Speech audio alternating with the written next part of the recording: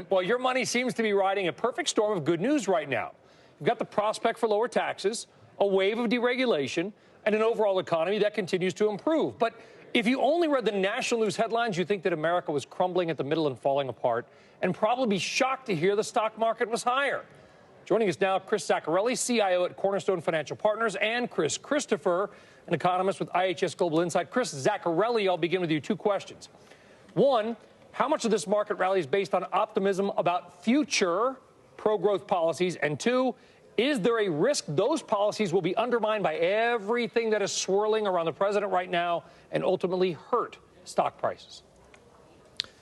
Well, those are great questions, and really I think investors are trying to digest those questions right now and take all the information that they have available to them. And I would say, about half of it is probably priced in. I think there's a lot of expectation that those pro-growth policies, as you mentioned, deregulation, corporate tax reform, and infrastructure spending, there's a lot of belief that that's going to happen, and stocks have moved in anticipation of some of those things happening.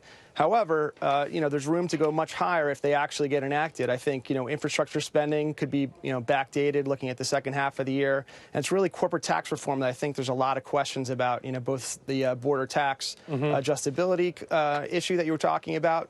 And really that's going to have profound implications for, various companies within all the different sectors. Hey, Chris, stick around. I'm sorry to jump in. Don't go anywhere. We're going to come right back to you, continue that discussion. We've got some breaking news right now, though, from Steve Leisman. Steve.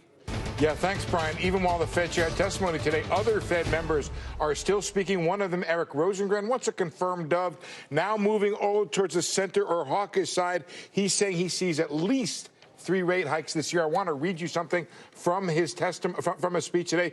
It will likely be appropriate to raise short-term interest rates at least as quickly as suggested by the Fed's current forecast, which is 3 times, and possibly even a bit more rapidly than that forecast. As you know, guys, a lot of what the Fed is going to say and what they're going to forecast is dependent upon what comes out of the fiscal side of Washington. Several Fed members have been reluctant to really change their forecast till they see the whites of the eyes of the Trump policies. But I think that's what Rosengren is alluding to right there, this notion that perhaps we may have to hike faster if the fiscal policies come through. Which Chris did we ask the first question to? Zaccarelli. Zaccarelli. All right, wait, Chris Christopher. We got also many Chris. And by the way, my first name is Chris, by the way. So Chris Christopher, let me turn to you. Inflation numbers coming out. The PPI yesterday, highest in quite some time. Are you concerned that inflation may prompt the Fed to move faster, quicker, higher, sooner, and that might make the market stumble?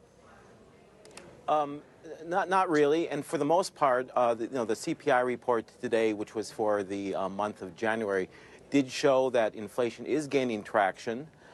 With the pretty strong employment report we had for January as well, we do think that a Fed hike is more likely in March, but we sort of think our baseline scenario is for 3 hikes, but starting sort of in June. Little inflation is a good thing, right, Chris? Little inflation is a good thing because it lets companies raise prices.